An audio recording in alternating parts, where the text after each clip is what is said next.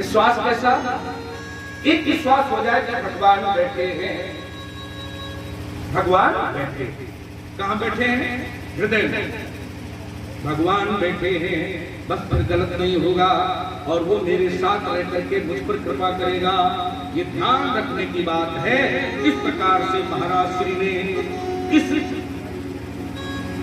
वृत्तांत को, इस कथा को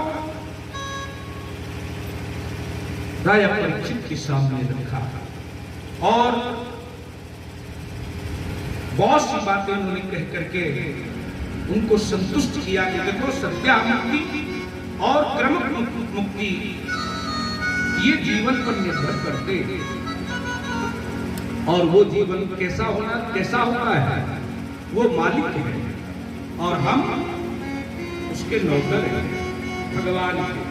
उसके एक बड़ा खाता खुला है, उस खाते में तुम्हारा एक एक हिसाब लिखाया जाना है, एक एक हिसाब लिखा जाता है। बस इसको जोड़ करके सुने। मेरे मालिक के दरबार में सबका जीवन खाता, मेरे मालिक के दरबार में सबका जीवन खाता, सबका जीवन खाता।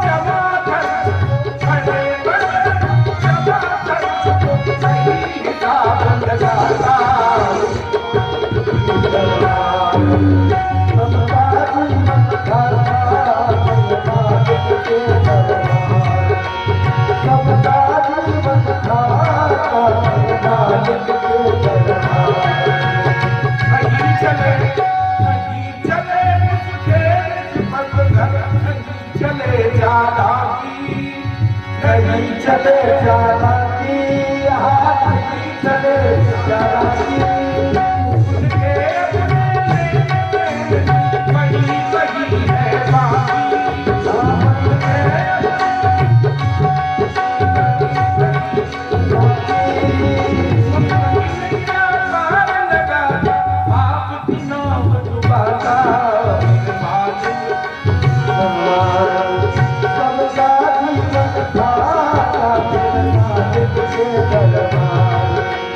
सबका जीवन खाता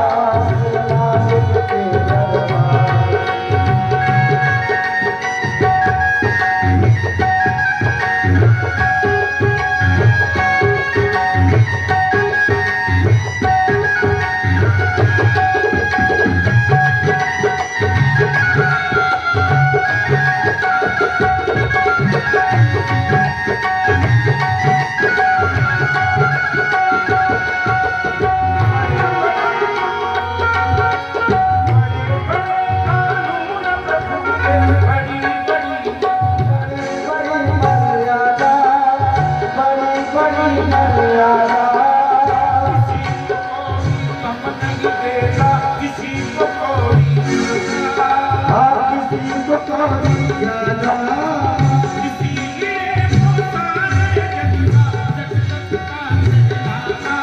मेरे मालिक के दरबार सबका जीवन धारा मेरे मालिक के दरबार सबका जीवन धारा मालिक के दरबार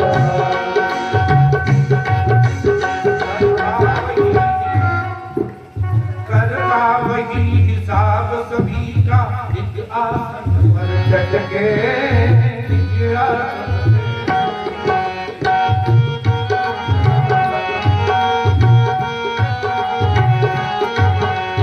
उसका फैसला कभी न बदले, ना कोई सर पटके, हालात कोई सर पटके समझदार वो चुप रहता है, मूर्ख शोर मचाता। मेरे मालिक के दरबार में सबका जीवन धारा मेरे मालिक के दरबार में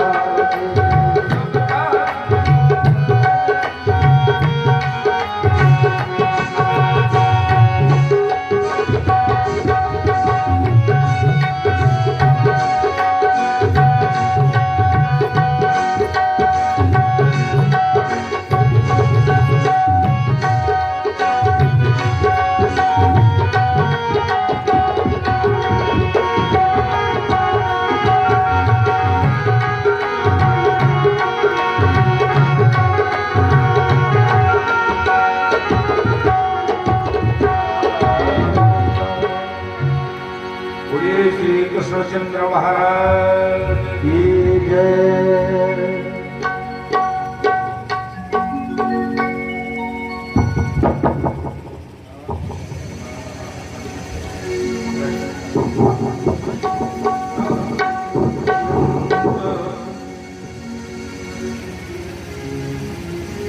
श्री सुखदेव जी महाराज ने एक और सी सुंदर सी कथा सुनाई।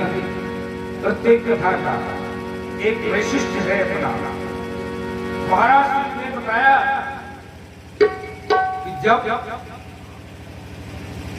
दिव्य पुत्र बलि ने सो यज्ञ की,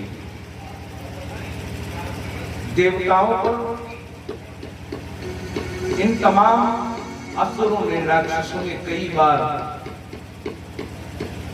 चढ़ाई की और उनकी अमरावती को जीते कई बार। महाराज श्री तो बड़े परेशान हो जाते हैं जब उनके पास देवता लोग जाते हैं। अब नहीं, जब कोई उपाय उनके पास नहीं बचता तब वो भगवान की शरण में जाता है, पहले नहीं जाता। तो ब्रह्मा जी ने कहा कि भाई प्रार्थना करो,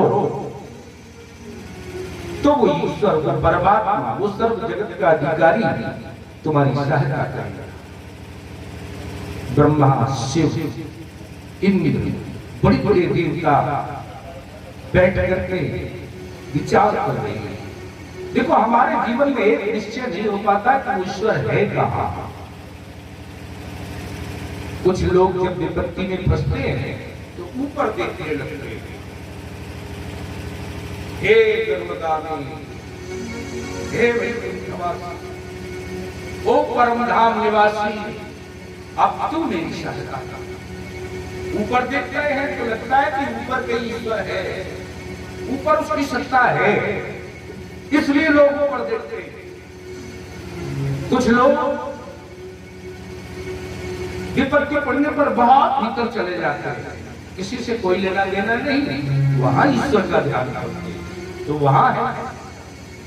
नहीं, कुछ लोग मंदिर चले जाते हैं, मंदिर में भगवान। कुछ लोग किसी धाम का आश्रय लेते हैं। विचार करिए वो कहाँ है, यहाँ है, वहां है, या कहाँ है। कबीरदास जी से भी कहा गया, विचार करिए कहाँ है। मोह कहाँ ढूंढे रे बंदे, मैं तो तेरे पास में, ना मंदिर में, ना मस्जिद में, ना कावे कैलाश में मोह कहाँ ढूंढ बंद है। कहाँ ढूंढता है? देवताओं ने कहा महाराज जी मेरी बात समझ में नहीं आती, मैं क्या करूं? तो पूर्व कुंठ जान कहा कोई कहे पैर बस प्रभु सोई। किसी ने कहा तो वैकुंठ का निवासी है, वहां चलो। किसी ने कहा नहीं, वो तो क्षीर सागर में रहता है। ऐसे बड़ी बड़ी बात कहते हैं। आप बहुत ध्यान से सुनिए। भूलोक से ऊपर जब तक स्वर्ग आता है तब तक 7 लोगों की कल्पना की गई। नर माने जो जहां हम लोग हैं ये नर लोक है, फिर पितर लोक, देव लोक, गंधर्व लोक, किन्नर लोक, अयानज लोक, लोक के ऊपर फिर स्वर्ग लोक। तो 7 लोगों की कल्पना यहाँ तक, और उसके ऊपर और सत्यलोक, तपलोक, जनलोक, और उसके ऊपर भी साकेत लोक। साकेत के ऊपर से ऊपर सबसे ऊपर वो लोक वासी है वो। ये निर्णय होने लगा वो कहाँ मिलेगा? भगवान शिव ने कहा चिंता की कोई जरूरत नहीं। तुम क्यों बोले? बोले मैं नहीं बोल रहा हूं कि मैं निर्णय जानता हूं। भगवान शिव का निर्णय सर्वोपरि निर्णय है। उन्होंने कहा हरि व्यापक और सर्वत्र समाना और प्रेम प्रकट हो ही मैं जहां। अब जग में सब रहित विरागी और प्रेम प्रकट हो ही जिम्मेवारी। जहां पर देखोगे वहीं भगवान मिलेगा। तो बोले यहाँ देश काल मागी कहा उसो कहा जहां प्रभु नहीं। प्रभु कहा नहीं है, यहीं बुलाओ। बुलाया सबने, प्रार्थना की, और प्रार्थना करने पर भगवान प्रकट हुए। फिर देवताओं ने पूछा महाराज जी बताओ कैसे कल्याण हो? तो उन्होंने कहा कि मैं रूप धारण करूंगा। कौन सा? बोले अजित स्वरूप। सबने कहा बोलिए अजित भगवान के। ये देवताओं की प्रार्थना से एक नया रूप भगवान ने बनाया है। ध्यान दीजिए, अजित रूप। तो महाराज जी क्या करें? तो देवान श्रम आदिश्य भगवान पुरुषोत्तम। सुखदेव जी ने कहा कि राजन परीक्षित भगवान को संदेश भगवान ने संदेश दिया क्या कि तुम सब लोग पहले उन सबके पास जाओ। किसके पास? अरे अपने दुश्मन के पास जाओ जिनसे तुम शत्रुता मानते हो। माने दैत्यों के पास चले जाओ। अब ये सब एक दूसरे का मुंह देख रहे हैं। महाराज जी कैसा आदेश कर रहे हैं? शत्रुओं के पास जाकर के क्या करूंगा? सूत्र बताया उन्होंने कि अरे वो देवताओं बुद्धि से काम लो। बुद्धि से क्यों? क्योंकि तुम्हें अपना काम बनाना है। बोले हाँ महाराज जी काम तो बनाना है, तो कैसे बनाए? बोले अरे ओ अभिसंधेया, दुश्मन से मित्रता कर लेनी चाहिए। सूत्र देखिए भगवान का। अरे ओ अभिसंधेया सत्य कार्यार्थ गौरवे। अगर उत्तम काम बनाना है, अच्छा काम बनाना है, तो शत्रुओं से भी मित्रता कर लो। अब ये फिर पे खड़े हैं कैसे महाराज? बोले एक उदाहरण उन्होंने सिखा करके दिखाया। एक मदारी ने एक पिटारी में सर्प बंद कर रखा था। सर्प संयोग से एक चूहा आ गया उस पिटारी में। वो घबराया कि अरे इसमें तो सर्प है। तो सर्प ने ढाढ़स बंधा दिया, अरे अरे चिंता न करो, हम तो तुम मित्र हैं, तुम 20 में बंदी, हम 20 में बंदी, हम दोनों एक दूसरे के मित्र हैं, क्यों घबराते हो? चूहा ने बात तो मानी, लेकिन भय लगा है। और बताया उन्होंने कि उसने उससे सुधार रखा, एक बात कही, प्रस्ताव रखा, क्या कि तुम इस पिटारी को काट सकते हो? तो बोला हाँ काट। तो बोले काट दो उस पिटारी को, फिर तुम भी निकल जाना, हम भी निकल जाएंगे। चूहे ने बात मान ली, उस पिटारी को चूहे ने काटा और जैसे ही निकलने भर की जगह बनी, वैसे ही सर्प ने कहा कि रुको। बोले क्या? पहले मैं निकलूंगा। उसने सोचा चलो सामर्थ्यवान है, निकल जाने दो। उसने कहा सर्प से निकल जाओ। सर्प निकल गया, चूहा बेचारा बैठा है।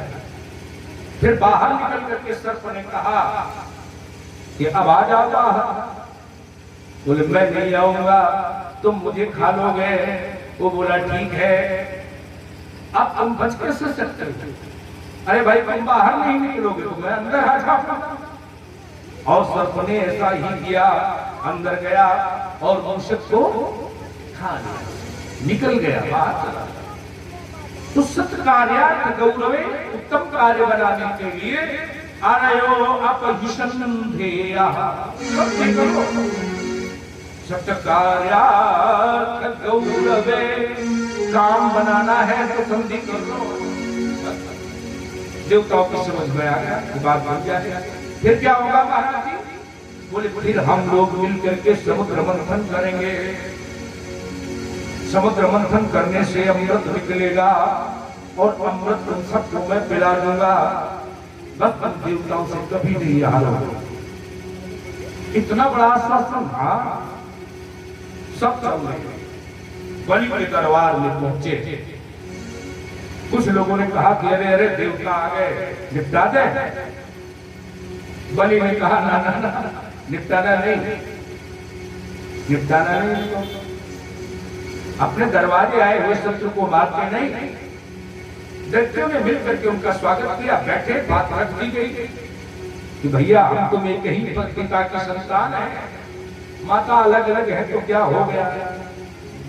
भाई कश्यप की 2 पत्नियां दिति और आदिति, दिति से दैत्य, आदिति से देवता पैदा, लेकिन पिता एक ही है। ये भिन्न बुद्धि, ये भिन्न विचार, ये भिन्न गुण कब आते हैं? जैसे माता के गुण दोष स्वभाव आते हैं, वही उसकी संतान में चलने लगता है, क्योंकि उसका ही वो चिंतन हमेशा करती है। जब गर्भकाल में शिशु होता है, उसका ही चिंतन करती है। क्रोध करने वाली माता की संतान क्रोध करने वाली, और प्रेम करने वाली माता की संतान प्रेम करने वाली, चंचलता से उसे पालने वाली, उसकी संतान चंचल हो जाएगी। जिसकी जैसी माता, पिता का दोष उसमें, पिता का गुण उसमें कम आता है, माता का गुण ज्यादा, किसी किसी में पिता का गुण, क्योंकि पिता के गुणों का जब माता चिंतन करती है तो सब पिता के गुण आ जाते हैं। उस समय एक ऐसा काल आता है कि जिस किसी का वो चिंतन कर रही होती है, उसी की आकृति पुत्र को प्राप्त हो जाती है। अपना चिंतन करेगी तो उसकी मुखाकृति का बालक पैदा हो जाएगा। पिता का चिंतन कर रही होगी तो पिता की मुखाकृति का बालक, मामा का चिंतन कर रही होगी तो मामा की मुखाकृति का बालक। ये चिंतन कर रहा है।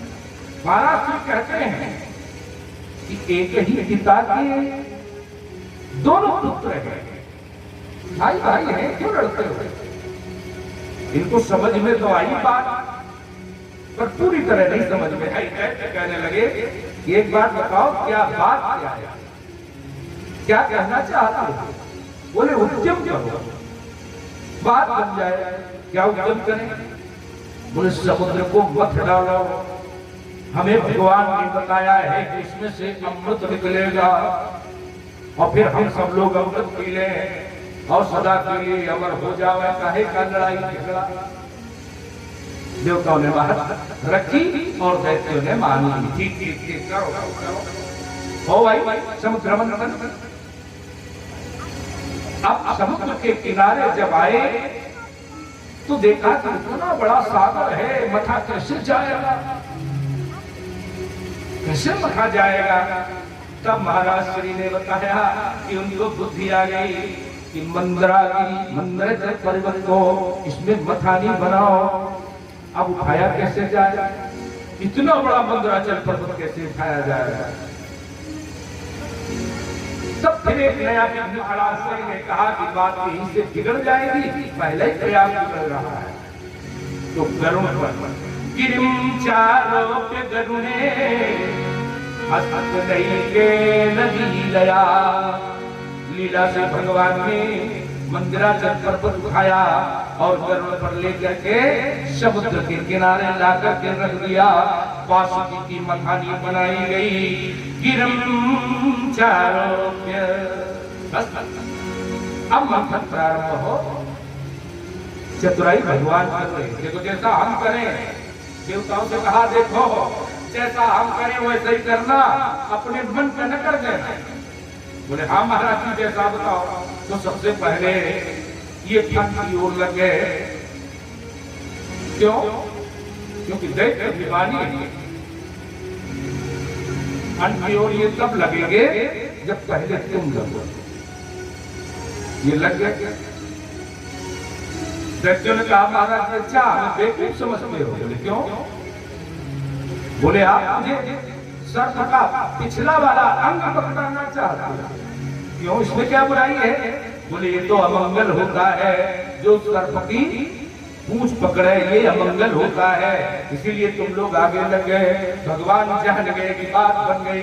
मुस्कुराते हुए उन्होंने छोड़ दिया और फिर कहा तुम लग जाओ। तो सब के सब फन की तरफ लग गए। ये जानते ही नहीं इसका परिणाम क्या होगा। उसके परिणाम को देखते नहीं जानते कि जब फुफकारें छोड़ेगा, बड़े बड़ी फुफकारें निकलेंगी तो पूरा शरीर काला पड़ जाएगा। ये नहीं जानते, लेकिन इसमें से है। तो भगवान ने कहा तुम पकड़ लो। उन्होंने फन की तरफ लग करके और प्रारंभ किया मंथन के लिए उद्यत हो गए। और सूत्र क्या दिया? न ग्रहिणी मोपयम उच्छम अहेरमंगम मंगलम अहेरमंगम अमंगलम। तो होता है तो लग जाओ महाराज जी। मथानी चलाई ही गई कि मथानी नीचे बैठने लगी, आधार नहीं। इस लीला में भगवान के अनेक जन्म है। इस लीला में भगवान के अनेक जन्म है।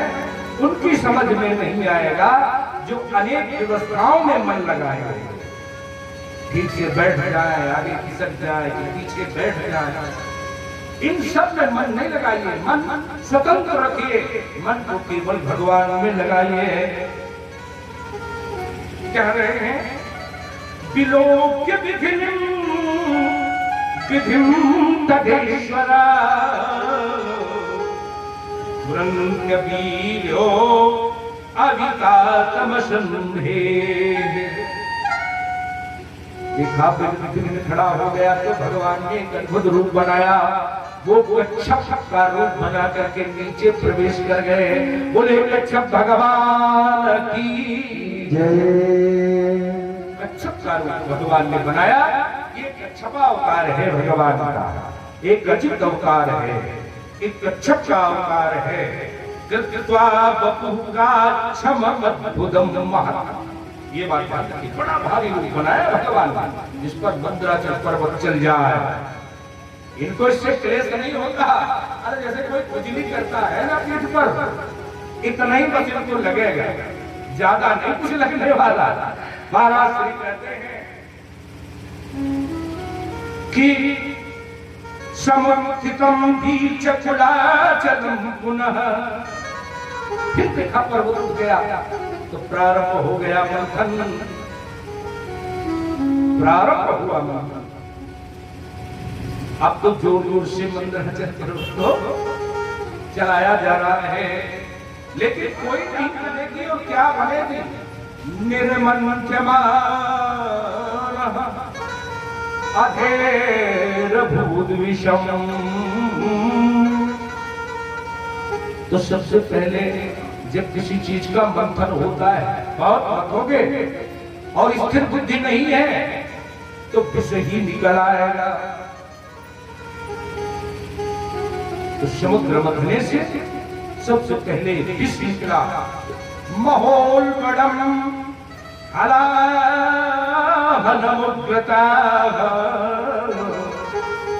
सारा संसार चलने लगा। इसकी लपटें जब निकली तो सारा संसार जग था, घबरा गया त्रैलोक। क्या होगा? भगवान अजित मुस्कुराए, सलाह दी कि चलो भगवान शिव के पास चले। भगवान शिव की एक महिमा निराली है, जो उस महिमा को जान करके सारे देवता पीछे पीछे, अजित भगवान आगे आगे चले और उन्होंने जाकर के भगवान शंकर का दर्शन किया। अब कौन प्रार्थना करे? तो सब देवता कहने लगे महाराज जी आप ही बने थे आगे, आप ही प्रार्थना करो। दोनों ने प्रार्थना की। वो प्रार्थना बहुत सुंदर, आप लोग भी सुनिए। भगवान शिव से प्रार्थना।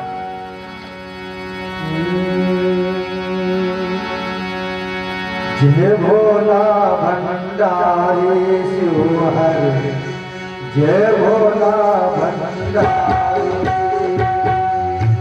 जय भोला भंडारी शिवहर, जय भोला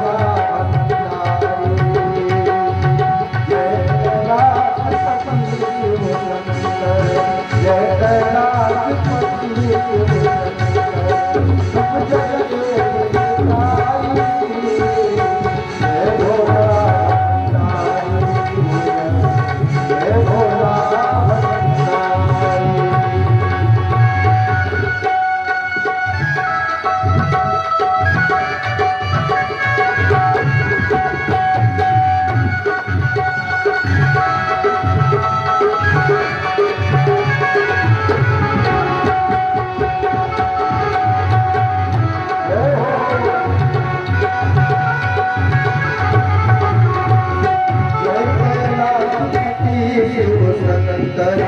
जय कैलाशपति शिव शंकर, सब जग